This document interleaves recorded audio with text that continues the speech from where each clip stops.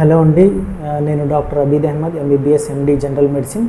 ఈరోజు మనం coronary artery disease గురించి మాట్లాడుకుందాము. గుండెకు రక్తం సరఫరా చేసే రక్తనాళాలను కొరనరీ ఆర్టరీస్ అంటారు.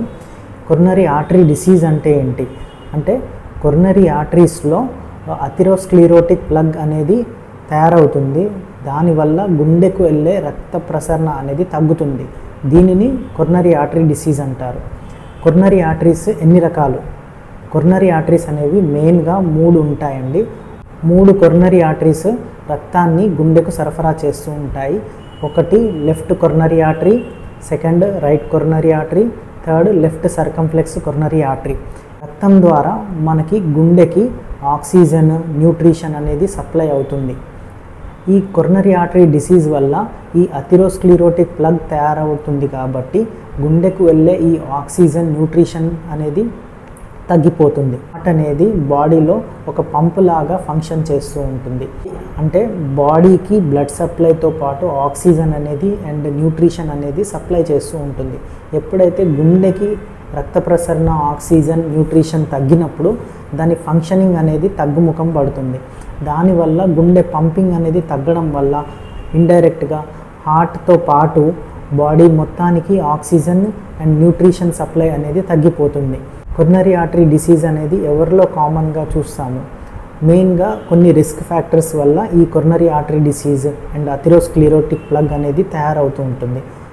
ఈ రిస్క్ ఫ్యాక్టర్స్ గురించి ఈరోజు తెలుసుకుందాం. ఒకటి high cholesterol, second uncontrolled blood pressure, third uncontrolled diabetes, fourth smoking, fifth family history. అంటే ఎప్పుడైతే ఈ 5 రిస్క్ ఫ్యాక్టర్స్ మెయిన్గా ఉంటాయో వాళ్ళల్లో ఈ coronary artery disease, atherosclerotic plug అనేది తయారవుతూ ఉంటుంది. మనం కొరనరీ ఆర్టరీ డిసీజ్తో బాధపడుతున్నామా లేదా అనేది ఎలా తెలుసుకోవచ్చు? ఎప్పుడైతే ఈ కొరనరీ ఆర్టరీ డిసీజ్లో అథెరోస్క్లెరోటిక్ ప్లగ్ అనేది ఫామ్ అవ్వడం స్టార్ట్ అవుతుందో మెల్లమెల్లగా ఇది రక్తనాళాలని మూసుకుంటూ పోతుంది.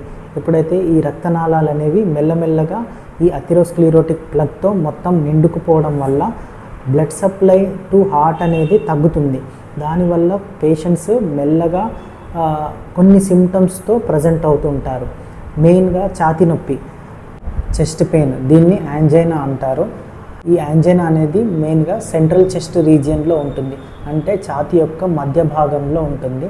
ఇది మెయిన్గా బరువు వేసినట్టు కానీ, ప్రెషర్ అప్లై చేస్తున్నట్టు కానీ, లేదా స్క్వీజ్ చేస్తున్నట్టు కానీ ఉంటుంది. ఛాతీ నొప్పి కొన్నిసార్లు మెడకి, లెఫ్ట్ షోల్డర్కి, పొట్ట భాగానికి లేదా బ్యాక్కి కానీ రేడియేట్ అవ్వచ్చు. ఈ ఛాతీ నొప్పిలో కూడా 2 రకాలు ఉంటాయి. ఒకటి stable angina, second unstable angina. Stable angina అంటే ఈ ఛాతీ నొప్పి అనేది 3 నుంచి 5 నిమిషాల పాటు ఉంటుంది. రెస్ట్ తీసుకున్నప్పుడు ఈ ఛాతీ నొప్పి అనేది తగ్గుతుంది. ఎప్పుడైతే వర్క్ చేస్తున్నప్పుడు కానీ, ఎక్సర్సైజ్ చేస్తున్నప్పుడు కానీ ఈ ఛాతీ నొప్పి అనేది ఎక్కువగా ఉంటుంది. అన్స్టేబుల్ యాంజైనా అంటే ఛాతీ నొప్పి అనేది పని చేసినప్పుడు ఎక్కువ అవుతుంది, కానీ రెస్ట్లో కూడా ఈ ఛాతీ నొప్పి అనేది తగ్గకుండా ఉంటుంది. సో ఈ unstable angina is severe form of coronary artery disease. Angina equivalents అంటే ఏంటి అంటే, కొద్దిమంది పేషెంట్స్లో గుండె నొప్పి అనేది లేకుండా కూడా గుండెపోటు అనేది రావచ్చు. ఇలాంటి పేషెంట్స్లో మెయిన్గా ఆయాసము, చెమటలు పట్టడము, వాంతులు అవ్వడము, లేదా గుండె దడ, లేదా కళ్ళు తిరిగి పడిపోవడం లాంటి సిమ్టమ్స్ కూడా ఉంటాయి.